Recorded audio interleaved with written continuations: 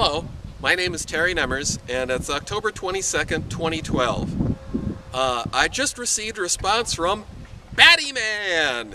Yes, just a little while ago, Batty Man, also known as Becker Police Chief Brent Baloun, sent me an email. And it had some of the information from my information request. See? If you've been watching my videos recently, you'll know that I submitted a lawful, legal information request to the Becker Police Department about Alana Shartle, who happens to be Greg Shartle's wife. And for some reason, I got a strange response from Batty Man.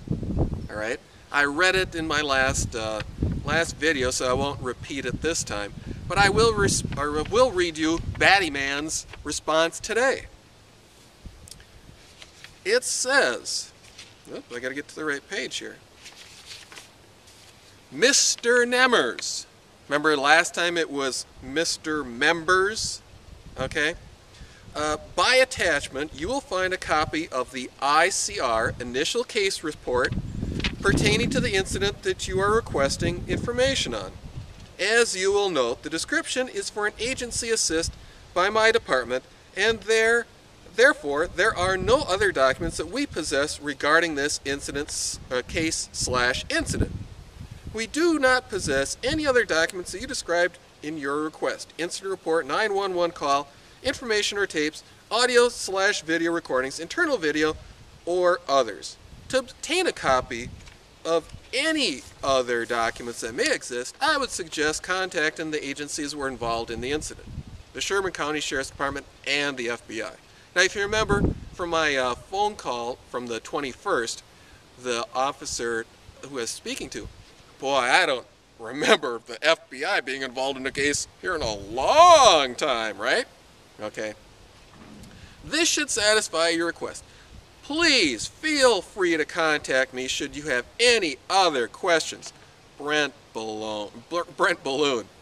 And at the bottom it says, working toward a safer community. Now, if you remember in the one email he sent me, the really disturbing one, it says sent from the bat phone.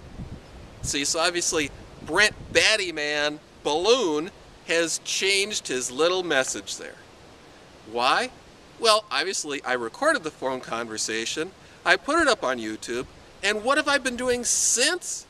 Well, that's real simple. I've taken all three of the videos, I put it in a little email, and I started sending it to various people throughout Sherburne County, like to the newspaper, to other towns, to their city officials. That's what I started doing. See, so about 11:45 this morning, I get a email from Brent Baloun, Batty Man.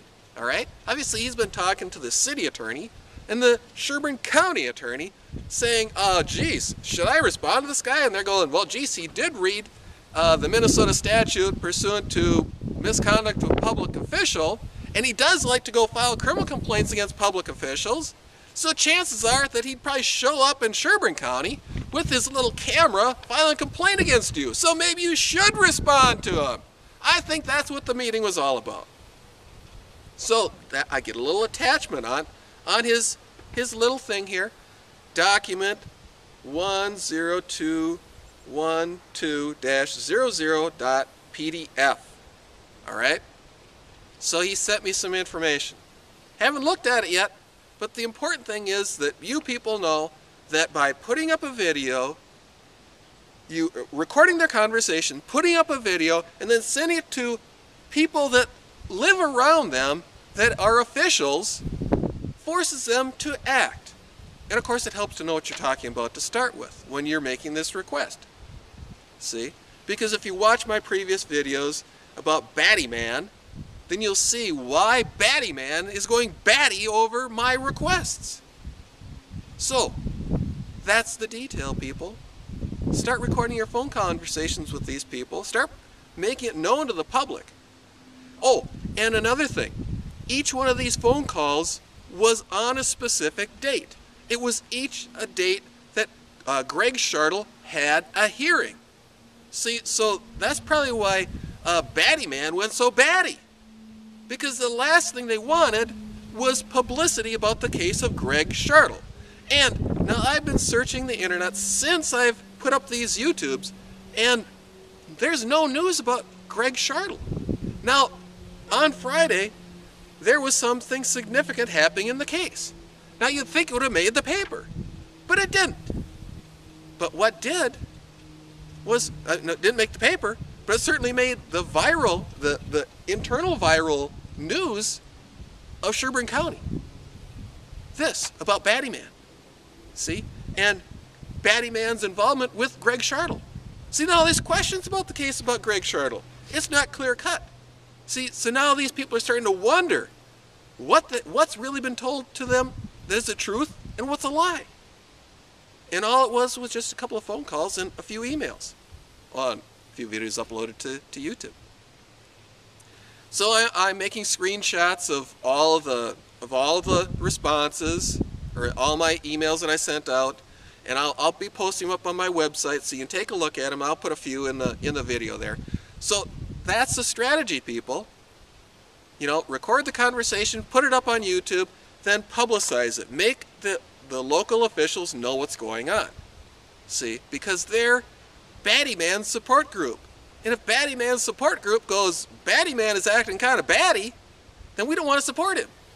See, so then all of a sudden cases that Batty Man brings or Batty Man's involved with start to fall to pieces, don't they? So that's the lesson for today, people. More updates on Batty Man and Greg Shartle to come. Thank you for your time.